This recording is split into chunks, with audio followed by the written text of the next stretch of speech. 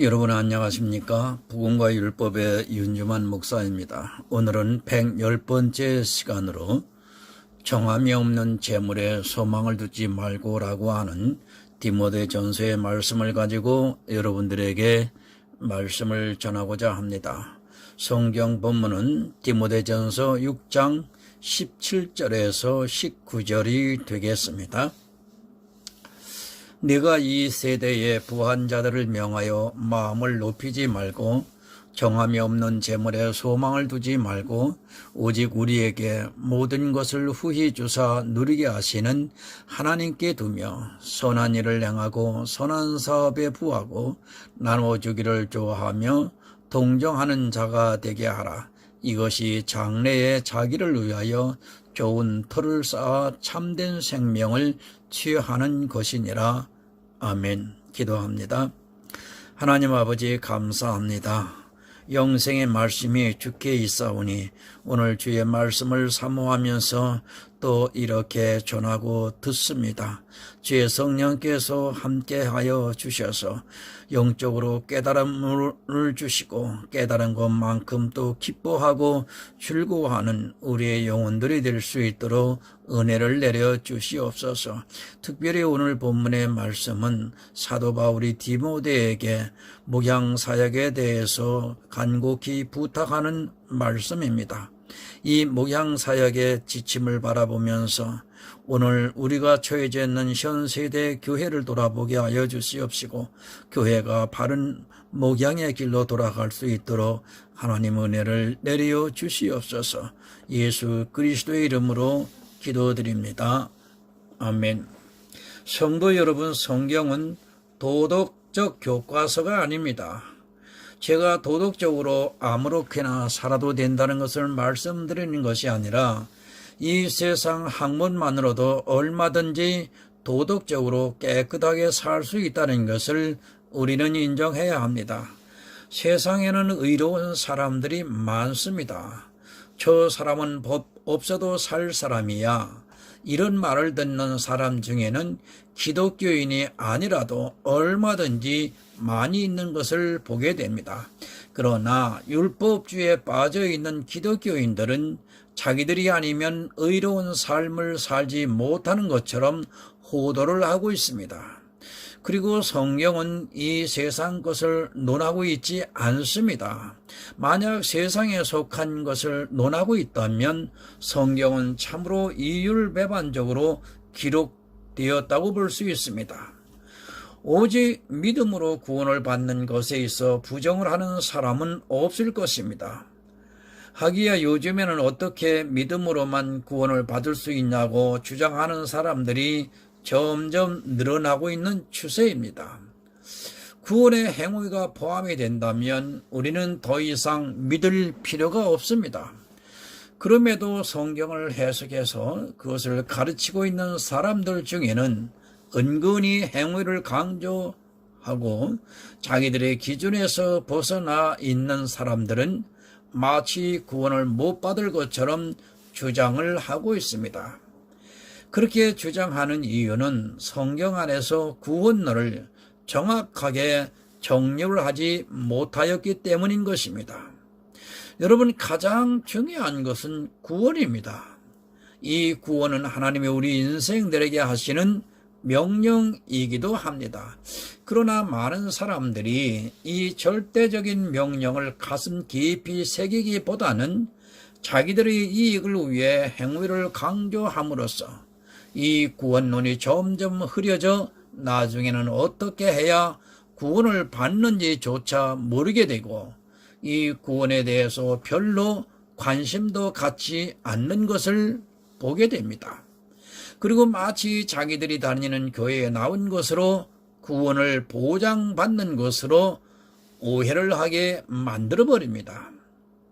예수님께서 이 세상에 무엇하러 오셨습니까?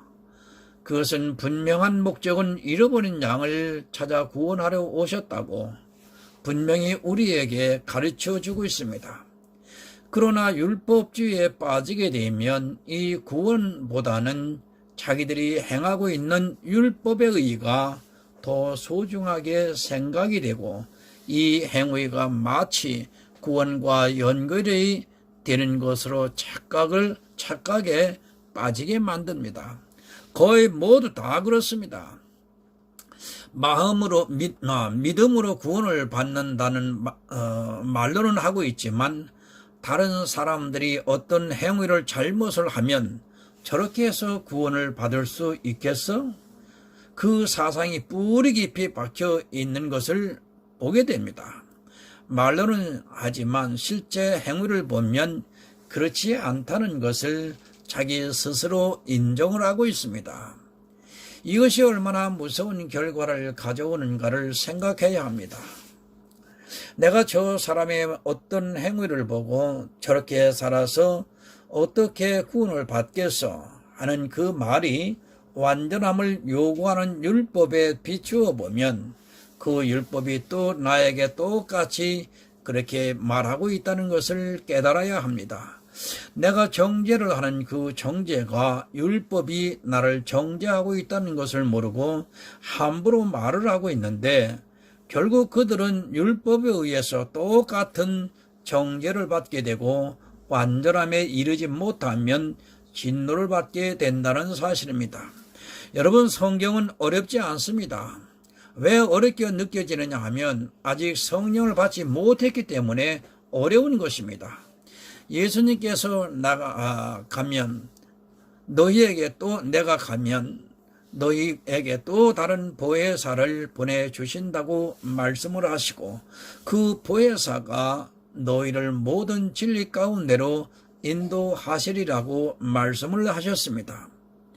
또한 야고보서에서 너희가 지혜를 구하면 하나님께서 꾸짖지 않고 주시겠다고 말씀을 하고 있습니다. 내가 성경을 볼 때 이해가 안 되고 해석이 안 되는 것은 아직 보혜사가 오지 않았다는 증거입니다. 그리고 내가 지혜를 구하지 않고 있다는 증거이기도 합니다. 하나님께서는 약속을 하시면 반드시 지켜주십니다.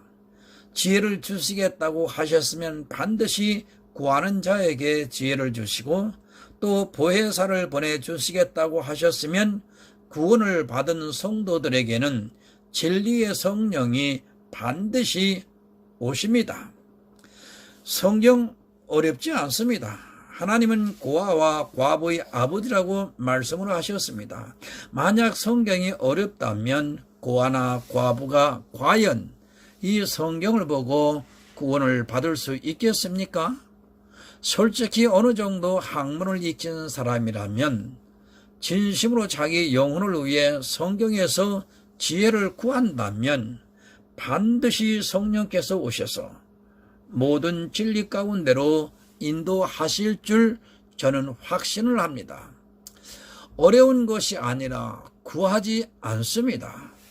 그리고 성령에 대해서 거의 무지합니다. 너무 모르기 때문에 어디부터 알아야 하는가에 대해서 난감해하고 있고 그렇게 호송세월을 보내다 보면 그 다음부터는 이제 자기가 성경을 보고 지혜를 구하려 하지 않고 그저 맹목적으로 가르치는 자의 말을 따라가게 됩니다.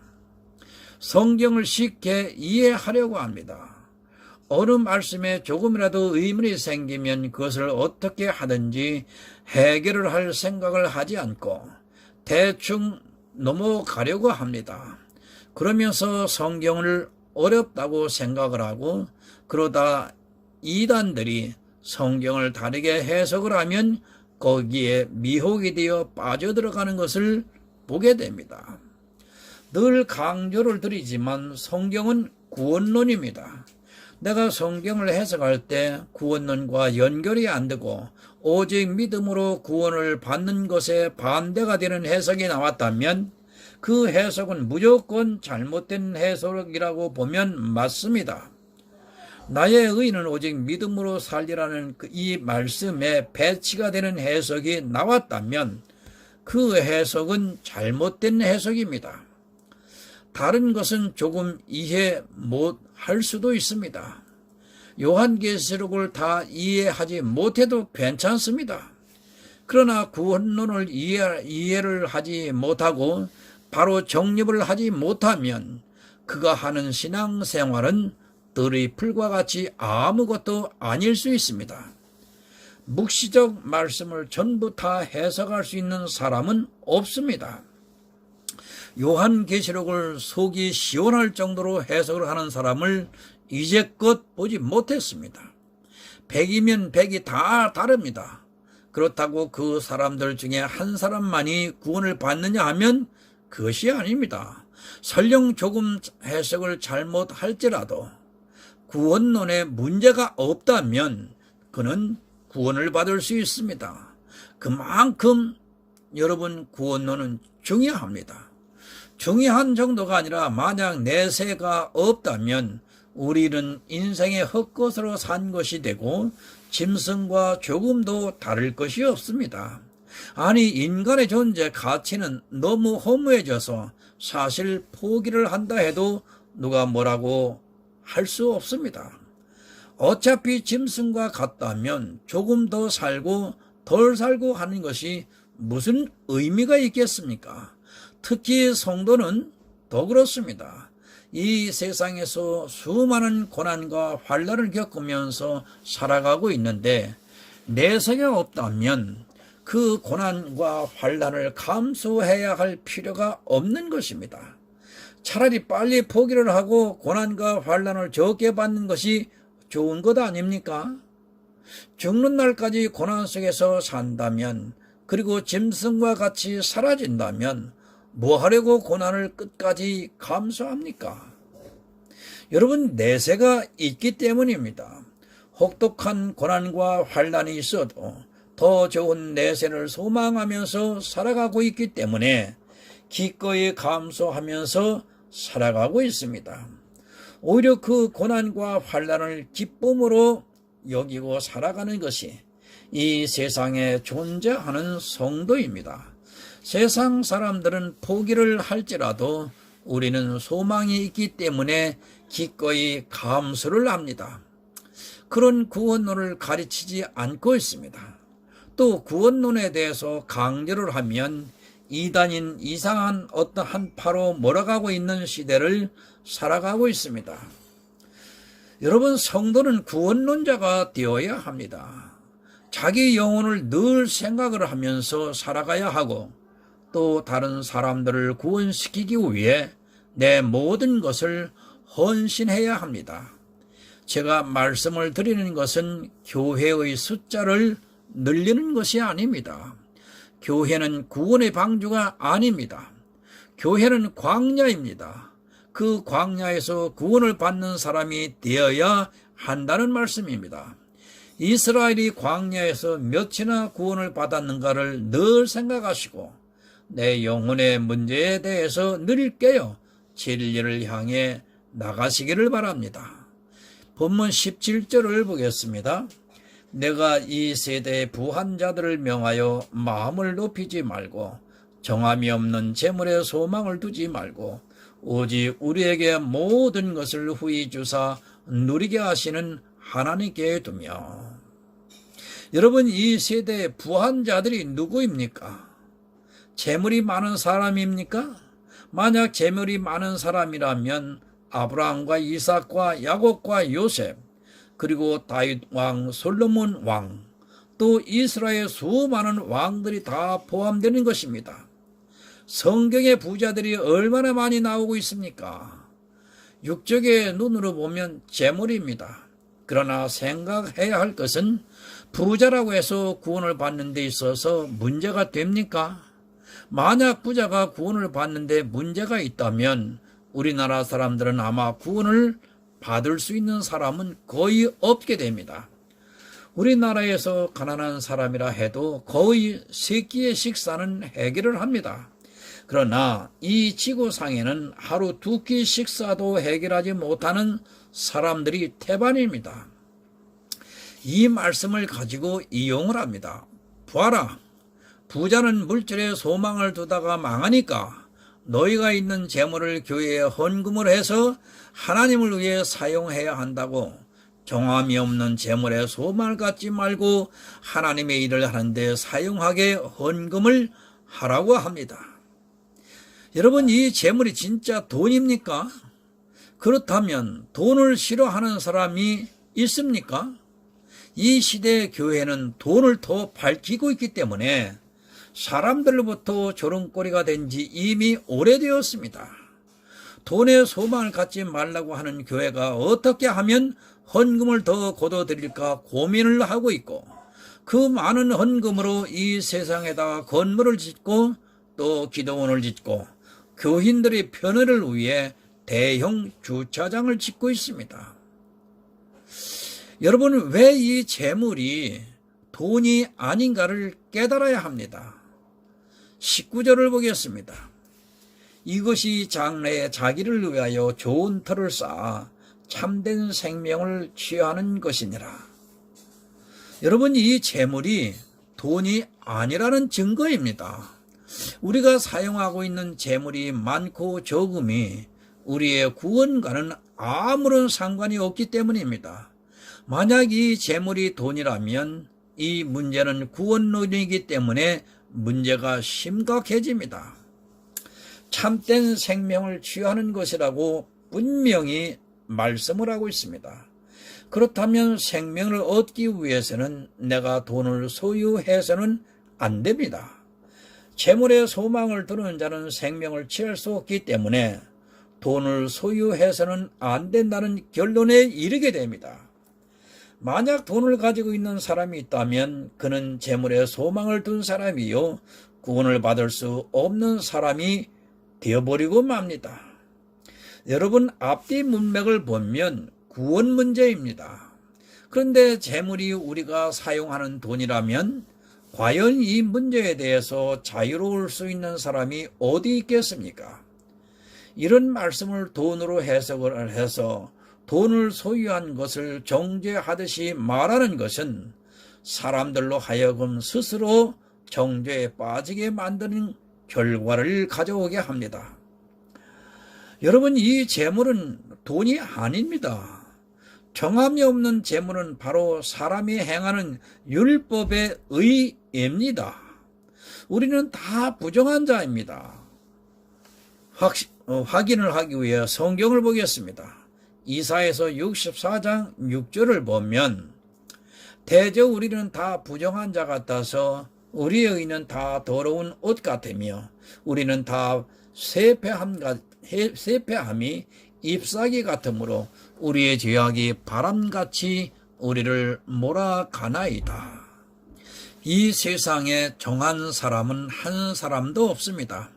우리는 다 부정한 자 같다고, 우리의 의는 더러운 옷 같다고 이사야 선지자는 말씀을 하고 있습니다. 바로 우리가 행하는 모든 행위의 의는 재물이 된다는 것을 깨달아야 합니다. 이 재물은 정함이 없는 것인데 율법주의에 빠져 있는 사람들은 그 행위가 정함이 있는 것으로 오해를 합니다. 오직 한 분만이 정함이 있습니다. 바로 예수 그리스도입니다. 그리고 이 세상 창세 이래 모든 사람은 정함이 없습니다. 아담으로부터 예수님께서 다시 오시는 날까지 존재하는 이 세상 모든 사람의 의는 정함이 없습니다. 다 부정한 자 같아서 구원을 받을 수 없다는 말씀입니다. 여러분, 예수님만이 흠이 없으십니다. 예수 그리스도만이 흠이 없기 때문에 하나님께서 한 제물로 받으시고 그 예수 그리스도를 믿는 성도들을 의롭다 여기신다고 성경은 말씀을 하고 있습니다. 그런데 율법주의자들은 자기들이 행하고 있는 행위들이 정하다고 생각을 합니다. 자기들이 헌금으로 하는 것이 정하다고 생각합니다. 정하지 않은 재물을 헌금으로 내면 마치 정함을 받을 수 있는 것으로 오해를 하고 있습니다. 그 어떤 것을 행한다 해도 우리는 정함을 받을 수 없다는 것을 깨달아야 합니다. 내가 정함을 받을 수 있는 것은 오직 예수 그리스도를 믿는 그 방법밖에는 없습니다. 그러나 율법주의자는 정함이 없는 행위에 열심을 냅니다. 누가 마음이 높아집니까? 돈이 많은 사람이 마음이 높습니까? 아니면 의롭게 산 사람이 마음이 높습니까? 돈이 아무리 많아도 의롭게 산 사람에게는 감히 마음을 높일 수 없습니다. 그것은 사람이 가지고 있는 양심입니다. 가장 마음이 높은 자는 돈이 많은 사람이 아니라 자기의 행위가 떳떳하다고 생각하는 사람입니다. 자기는 죄가 없다고 생각하는 사람은 마음이 높아질 수밖에 없습니다. 돈이 아무리 많아도 자기의 행위가 온전하지 못하면 마음이 높아질 수 없습니다. 그러나 행위가 깨끗하다고 생각하는 사람은 마음이 한껏 높아지게 됩니다. 여러분 생각해 보시기 바랍니다. 여러분이 교회에 나가서 헌금을 많이 했을 때 마음이 높아집니까? 아니면 죄 지은 것이 없고 교회에서 흠잡힐 만한 것이 없을 때 마음이 높아집니까? 돈이 많은 것보다 자기가 율법적으로 도덕적으로 깨끗하다고 생각할 때 교회에 나가서도 당당하게 예배를 드리는 것입니다. 바로 이런 사람을 지금 가르치는 말씀입니다. 자기 죄를 모릅니다. 모르기 때문에 마음에 높아집니다.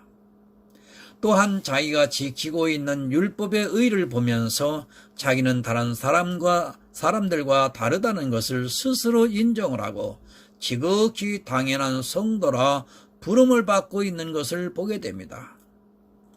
바로 이런 사람들이 정함이 없는 재물에 소망을 두고 있는 사람입니다. 여러분, 우리의 의는 더럽습니다. 정함이 없다는 말씀입니다. 그러나 율법주의에 빠져있는 사람들의 상태는 자기들이 지키고 있는 율법을 보면서 정하다고 믿고 있습니다. 복음이 있는 성도는 자기가 아무리 선한 행위를 하더라도 그것이 정하다고 생각을 하지 않습니다. 그러나 율법주의는 정하다고 서로 칭찬을 해주고 있습니다. 내가 재물을 소유하려고 하지 마시기 바랍니다. 내가 만든 재물은 정함이 없는 것이고 더러운 옷과 같은 것입니다. 그럼에도 사람들은 자기들이 무슨 일을 조금 하면 그것으로 재물을 삼고 있고 그것을 잃어버리지 않고 쌓아두고 있는 것을 보게 됩니다. 내가 전도를 몇 명 했어. 내가 예배를 빠지지 않았어. 내가 가난한 자를 도왔어. 내가 교회에 봉사를 하고 헌신을 했어. 하면서 자기 재물을 쌓아두고 있는 것을 보게 됩니다. 혹시라도 자기 재물을 누가 알아주지 않으면 섭섭해합니다. 썩어 없어질 그 재물을 후패한 나뭇잎과 같은 그 재물을 모으느라고 지금 이 시대도 교회 안에서 서로 경쟁을 하고 있습니다. 성도는 그 재물을 모으려고 힘쓰는 자가 아니라 하나님으로부터 믿음으로 정한 재물을 후히 받고 있는 사람입니다. 고린도후서 8장 9절을 보겠습니다. 우리 주 예수 그리스도의 은혜를 너희가 알거니와 부요하신 자로서 너희를 위하여 가난하게 되심은 그의 가난함을 인하여 너희로 부요케 하려 하심이니라. 아멘. 우리 재물은 후패한 잎사귀 같습니다. 그것을 누가 재물이라고 가격을 쳐 주겠습니까? 그러나 예수 그리스도로 말미암아 더러운 옷과 같은 우리 재물을 부유하게 해주시고 있다는 말씀입니다. 재물은 내가 모으는 것이 아니라 하나님께서 거저 주시는 그 재물이 내 영혼을 구원하고 있다는 말씀입니다. 여러분, 우리는 가난합니다. 그러나 흠도 없고 점도 없는 예수 그리스도로 말미암아 부유하게 해 주시고 있습니다. 예수 그리스도를 믿음으로 말미암아 부유하게 될 수 있는데 정함이 없는 재물에 소망을 두고 있는 사람들이 오늘날 교회에 너무 많이 있습니다. 하나님께서는 후히 주시고 있습니다. 자기 독생자의 생명까지도 아깝게 여기지 않고 우리를 위해 내주셨는데 무엇을 못 주시겠습니까? 그러나 믿음이 없는 사람들은 하나님으로부터 재물을 얻으려 하지 않고 자기 스스로 노력을 해서 얻으려고 하다가 그 재물이 나중에 후패한 잎사귀 같아져서 아무 쓸모가 없게 됩니다. 어떻게 되어지냐면 불에 태워진다는 말씀입니다. 참으로 심리가 이상합니다. 거저 주시는 정함이 있는 재물을 마다하고 정함이 없는 재물을 얻으려고 노력을 하고 무거운 짐을 지고 살아가고 있습니다. 그리고 그것을 서로 칭찬을 하면서 더 많은 재물에 소망을 두고 살아가고 있습니다. 이 재물에 소망을 두는 사람은 절대로 구원을 받을 수 없다는 것을 여러분은 오늘 명심해야 합니다. 본문 18절을 보겠습니다. 선한 일을 행하고 선한 사업에 부하고 나눠주기를 좋아하며 동정하는 자가 되게 하라. 여러분, 내 재물은 정함이 없습니다. 그것을 쌓기 위해서 노력하지 마시기 바랍니다. 반드시 그 재물은 후패한 잎사귀 같아 나중에 불에 타고 맙니다. 우리는 정함이 없는 재물에 소망을 두는 자가 아니라 선한 일을 행하는 성도인 것입니다. 선한 일이라고 하니까 율법을 지키는 것으로 오해를 해서는 안 됩니다. 율법을 지키는 일은 악한 일입니다. 그것을 정함이 없는 재물을 쌓는 악한 일이라는 것을 깨닫지 못하면 나중에 반드시 불에 태워집니다. 성도는 선한 일을 해야 합니다. 가장 선한 일이 무엇입니까? 바로 영혼을 구원하는 일, 복음을 전하는 일이 성도가 해야 하는 일이라는 말씀입니다. 무엇을 나누어 주어야 합니까? 바로 내 보물을 나누어 주어야 하고 또 생명의 양식을 나누어 주어야 합니다. 가장 선한 일은 자기가 가지고 있는 가장 귀한 보물을 나누어 주는 일입니다. 이것은 어떤 행위가 아닙니다. 내가 신앙생활을 하면서 행하는 행위가 아니라 정말 한 영혼을 구원하기 위해서 하는 그 일이 바로 선한 일입니다. 내가 가지고 있는 가장 귀한 것은 바로 예수 그리스도입니다. 그 예수를 다른 사람에게도 믿게 하는 것이 바로 선한 사업인 것입니다. 교회는 다니는 것과 예수를 믿는 것은 여러분 다릅니다. 교회는 다니지만 예수를 믿는 사람은 적다는 것을 여러분이 깨달아야 합니다. 마치 교회 안에서 행하는 자기 행위가 선한 일인 것으로 오해를 해서는 안 됩니다. 그것은 모두 정함이 없는 재물이고 오직 영혼을 구원하는 일이 바로 선한 일입니다. 그 선한 일은 누구만 할 수 있습니까? 내가 할 수 있는 것이 아니라 하나님만이 하실 수 있습니다. 선한 일을 하고 선한 사업을 하고 나눠주는 일을 하는 것은 선한 일을 하시는 하나님의 경륜을 내가 믿고 또 다른 사람도 믿게 하는 것이 선한 일입니다. 신앙생활과 선한 일은 분명히 다르다는 것을 깨달아야 합니다. 예수님께서 교회에 나온 다수가 구원을 받지 못한다고 분명히 가르쳐주고 있습니다. 여러분, 내가 누구를 교회에 데려왔습니다. 만약 그가 구원을 받지 못했다면 내가 한 행위는 절대로 선한 일이 아닙니다. 또 내가 낸 헌금이 오히려 결과적으로 복음을 방해한 일이 되었다면 여러분은 절대로 선한 일을 한 사람이 아닙니다. 그럼에도 마치 교회에서 하는 모든 일은 선한 일인 것으로 오해를 하고 있는 사람들이 너무 많습니다. 본문 19절을 보겠습니다. 이것이 장래에 자기를 위하여 좋은 터를 쌓아 참된 생명을 취하는 것이니라. 생명을 취하려면 어떻게 해야 합니까? 정함이 없는 재물에 소망을 두지 말고 오직 우리에게 모든 것을 후히 주시는 하나님께 소망을 두라고 말씀을 하고 있습니다. 이 말씀을 누구에게 가르쳐주는 말씀입니까? 목회를 하고 있는 디모데에게 지금 하는 말씀입니다. 교회 안에 있는 사람들 중에는 정함이 없는 재물에 소망을 두고 살아가고 있는 사람들이 많이 있다는 말씀입니다. 그 재물을 소유하고 마음이 한껏 부자가 되어 있는 사람들에게 경계를 하는 말씀입니다.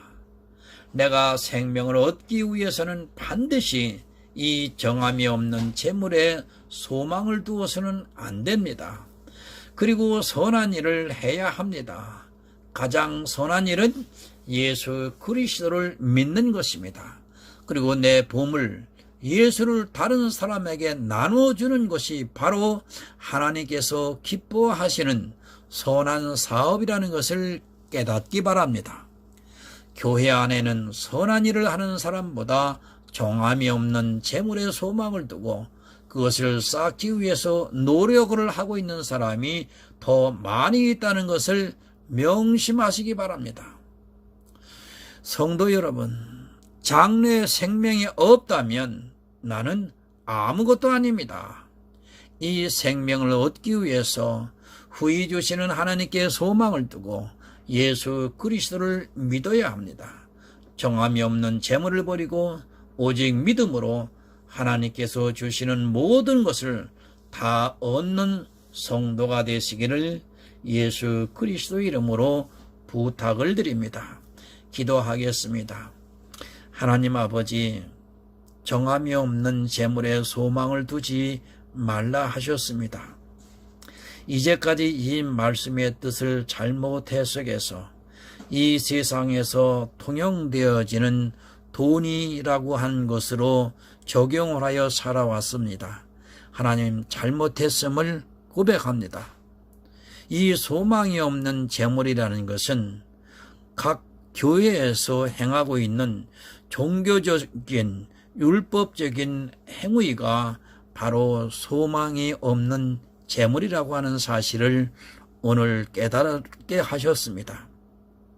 이제는 소망이 없는 재물에 마음을 두지 않게 하시고 하나님께 소망을 두고 예수 그리스도를 믿는 그 믿는 일에 최선을 다하며 생을 준비할 수 있는 영의 사람이 될 수 있도록 성령께서 함께하여 주시옵시고, 아직도 성령으로 거듭나지 못하여 자기 자신에게 주의 영생에 이르는 생명이 탄생되지 아니했다면 하나님, 오늘 이 말씀을 깨닫는 자에게 성령으로 거듭나는 놀라운 역사가 일어날 수 있도록 은혜를 베풀어 주시옵소서.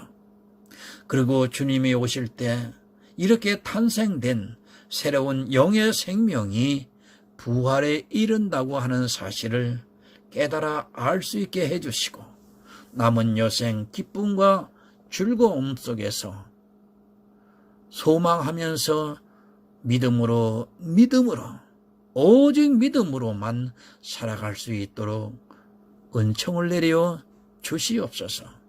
예수 그리스도의 이름으로 기도드립니다. 아멘.